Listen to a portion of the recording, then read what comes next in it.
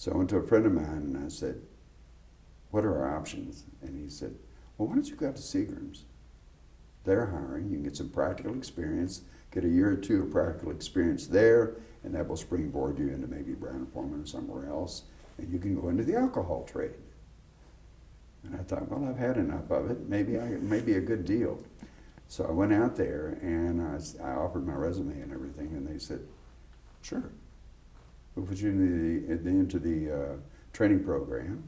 And so I went into the training program, and then things started changing for me. I had 3 children all of a sudden over a number of years.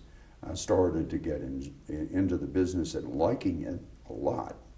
I found out that the chemistry experience that I had, which was minimal because I was interested in other things, came in very handy. I found out that I had an affinity for making things work according to a routine process. And I fell in with a group of people that kind of appreciated what I did. So before I knew it, I'd been in the business 10 years. And then when I got in 10, they were more interested in maybe what I could do with public relations and so forth. Tried that for a while. And then they started shutting down plants, and I ended up in Indiana for 7 fun-filled years working in the warehouse even, just to have a job to support the family and so forth. And found out that this place was going to run again. It went down for a year.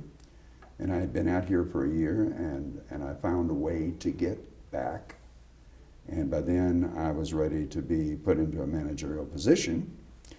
And people in Indiana said, oh no, oh, if you're going to Kentucky, you're throwing your career down the drain. And I took a look at it and I thought, if this is the drain, bring it. I'm happy for it. So we were lucky. When Seagram's was put on the block for sale, Jim, myself, it was never an option that we would be paid out or we would have to retire or anything like that. We just stayed on making whiskey the way we knew how to make whiskey.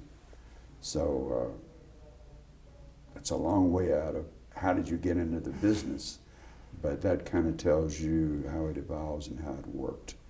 And some of the names I mentioned earlier as ship supervisors, they all started the same way. They weren't thinking about becoming brand ambassadors.